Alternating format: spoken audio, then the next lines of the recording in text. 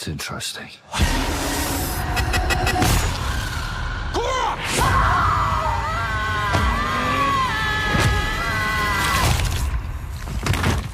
कहानी की शुरुआत 1959 में होती है, जहां bureau for paranormal research and defence की पैरासाइकोलॉजिस्ट जो और उसके साथ एक दूसरा आदमी हेलबॉय के साथ लकड़ी के बॉक्स में एक कुरियर को ट्रेन से ले जा रहे थे, जिसमें एक बहुत बड़ी मकड़ी थी।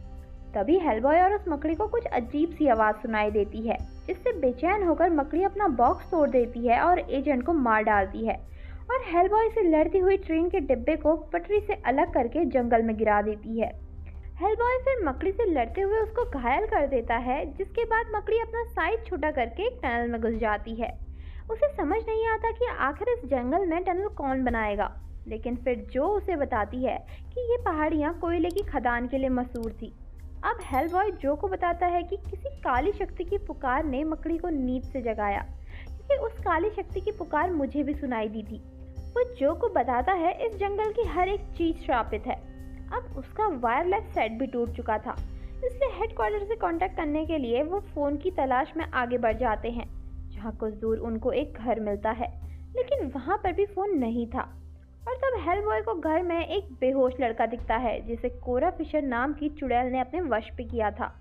तभी उन्हीं के गांव का एक लड़का टॉम कई सालों बाद वहाँ लौट कर आया था, और वो एक बालों का गुच्छा हेलबॉय को दिखाता है, जो उसे उस बेहोश लड़के के दरवाजे के बाहर मिला था। हेलबॉय उसे देखते ही पहचान जाता है कि वो एक चुड़ैल की गेंद है।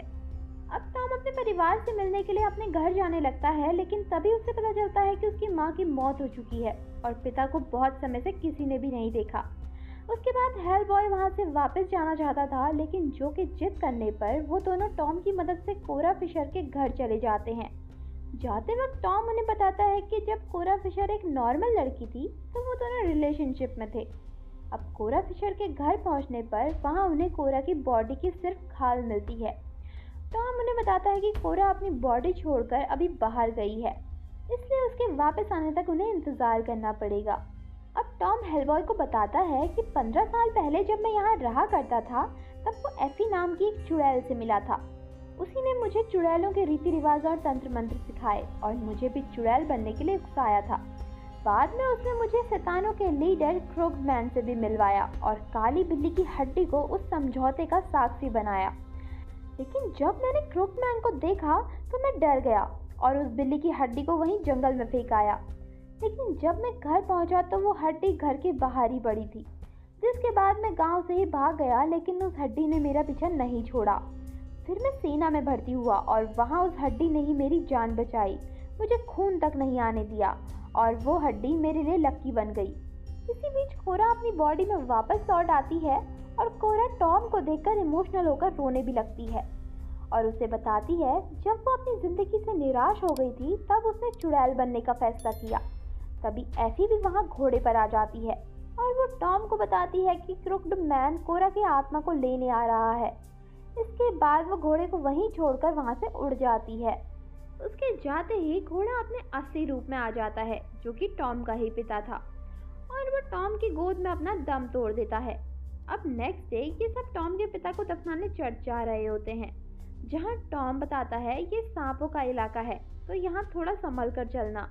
इसी बीच कोई चीज कोरा को जकड़ लेती है और उसके नीचे से अब एक विशालकाय सांप बाहर आता है और कोरा को जकड़कर काट लेता है। अब हेलबॉय सांप को कोरा से खींचकर निकाल लेता है, जो उसको भी काट लेता है। सांप को मारकर हेलबॉय उसके जहर की वजह से खुद बेहोश हो जाता है। अब जब उसकी आंखें खुलती हैं तो वो खुद को कोरा के साथ नर्क में पाता है, जहाँ हेलबॉय अपनी माँ को एक विशाल कौवे के सामने लटका हुआ पाता है और वो कौवा शैतान था जो उसकी माँ को जला देता है। और तब हम देखते हैं कि जलते वक्त उसकी कोख में पल रहे शैतान का बेटा खुद हेलबॉय ही होता है। तभी हेलबॉय की आंखें खुल जाती हैं, क्योंकि टॉम ने अपनी लकी हड्डी की मदद से उसका जहर खींचकर उसको नर्क से वापस खींच लिया था, पर वो कोरा को नहीं बचा पाता। अब ये सब चर्च पहुंचते हैं, जहां अंधा पादरी उनको दिन के उजाले में ही सफ़र करने की सलाह देता है।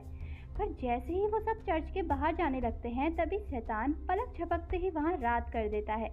उसी समय एफी वहाँ आकर टॉम को पुकारती है और टॉम बिना किसी को बताए उसके पास चला जाता है।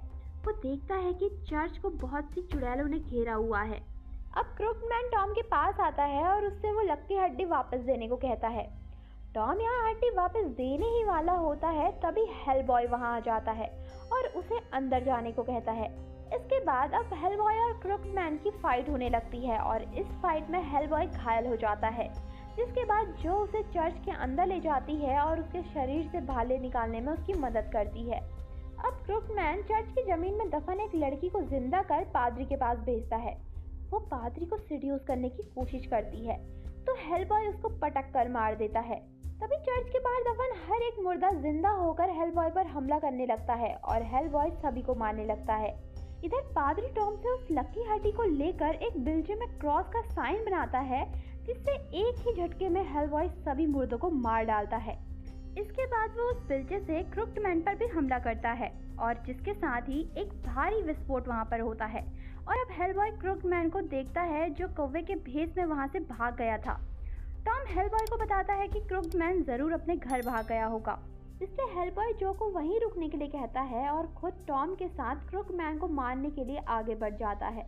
इधर पादरी और जो को चर्च में एक टनल का रास्ता दिखता है और वो समझ जाती है कि ये वही टनल है जहाँ से क्रुकमैन को उसकी पावर्स मिल रही हैं। ये टनल उसका पावर सोर्स था, तो वो दोनों सुरंग में बह रही उसकी ताकत को खत्म करने का एक प्लान बनाते हैं। वो दोनों सुरंग में उतर आते हैं और वहीं कौवों का एक झुंड पादरी पर हमला करके उसकी आंखें और जुबान नोच डालते हैं। इधर हेलबॉय और टॉम क्रुकमैन के घर पहुंच जाते हैं, जहां हेलबॉय फिर से अपनी माँ को देखता है और वो इस बार अपनी माँ को फिर से जलने से बचाने की कोशिश करता है, लेकिन कामयाब नहीं हो पाता और बार बार वही मंजर हेलबॉय के सामने आ रहा होता है। तो इस दर्द से अपनी माँ को छुटकारा दिलाने के लिए हेलबॉय माँ के ऊपर ही गन तान देता है।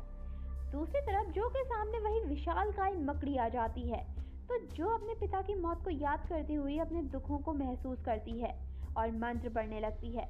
मंत्रों की ताकत से जो हवा में खड़ी हो जाती है और जैसे ही उसका मंत्र पूरा होता है, मकड़ी वापस छोटी हो जाती है। उसी समय हेलबॉय भ्रम के जाल से जब वापस आकर देखता है तो वो खुद को ही गोली मारने वाला था। वहीं जो मकड़ी को वापस जार में बंद कर लेती है, लेकिन तभी उसकी टॉर्च बंद हो जाती है और चारों तरफ अंधेरा छा जाता है। अब उसको सामने से एक रोशनी नजर आती है और उस रोशनी की मदद से जो ऊपर जाने के लिए सीढ़ियां पकड़ लेती है। दूसरी तरफ हेलबॉय के सामने क्रुकमैन आ जाता है और उन दोनों की लड़ाई में क्रुकमैन हेलबॉय की हालत खराब करके उसकी आत्मा को खींचने लगता है। तभी टॉम वहां पहुंचकर कोरा का नाम लेकर विच बॉल क्रुकमैन के मुंह में फेंक देता है और अब विच बॉल भी उसके अंदर से शैतानी ताकतें खींचने लगती है। तभी हेलबॉय भी उसको गोली मारकर खत्म कर देता है। क्रुकमैन का शरीर तुरंत सिक्कों में बदल जाता है।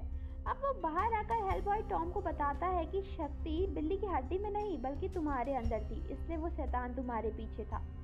तभी उनकी नजर अचानक बूढ़ी हो चुकी एफी पर पड़ती है, तो टॉम अपने पिता पर बंधी लगाम एफी पर बांध देता है। फिर दोनों वापस चर्च लौटकर देखते हैं कि जो बेहोश है। हेलबॉय उसको जगाता है। जागने के बाद जो उसको सुरंग में होने वाली सारी बात बताकर चर्च के खाली बेंच की तरफ देखकर बोलती है कि पादरी के बिना वो सुरंग से कभी नहीं निकल पाती। असल में जो उसकी मदद करने के लिए पादरी की आत्मा को शुक्रिया बोल रही थी। फिर जो टेलीफोन बूथ से हेडक्वार्टर कॉल करके हेलीकॉप्टर मंगा लेती है और हेलबॉय के साथ हेडक्वार्टर के लिए निकल जाती है। टॉम घोड़ी बनी एफी के शरीर पर लिख देता है कि मुझसे बचकर रहना, मैं एक चुड़ैल हूँ, और कहानी यहीं खत्म हो जाती है। तो यार अगर आपको एक्सप्लेनेशन पसंद आया हो तो वीडियो को लाइक और हमारे चैनल को सब्सक्राइब करना ना भूलें। मिलते हैं नेक्स्ट वीडियो के साथ, तब तक के लिए take care and bye bye.